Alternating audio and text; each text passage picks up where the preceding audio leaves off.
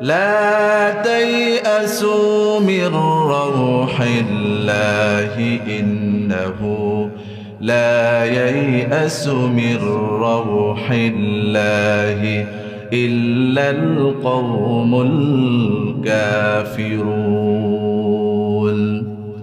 হযরত ইয়াকুব আলাইহিস সালাতু ওয়াস সালাম তার কলিজার টুকরা সন্তানকে বললেন, ও আমার কলিজার টুকরা সন্তান, তুমি হতাশ হয়ে যাও না, আল্লাহর রহমত থেকে তুমি নিরাশ হয়ে যাও না।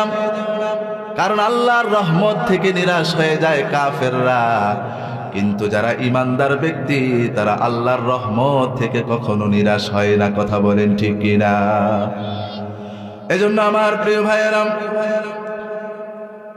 একজন ঈমানদার তার জীবনে যত বিপদ আসুক, তার জীবনে যত কঠিন সময় আসুক, ওই বিপদ এবং কঠিন সময়ে ঈমানদার ব্যক্তিরা কখনো হাল ছেড়ে দেয় না, ঈমানদার ব্যক্তিরা কখনো হতাশ হয়ে যায় না।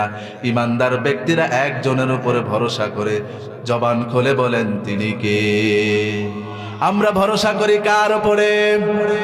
একজন ঈমানদার যেন আল্লাহর উপরে সর্ব অবস্থায় তাওয়াক্কুল করতে পারেন, ভরসা করতে পারেন।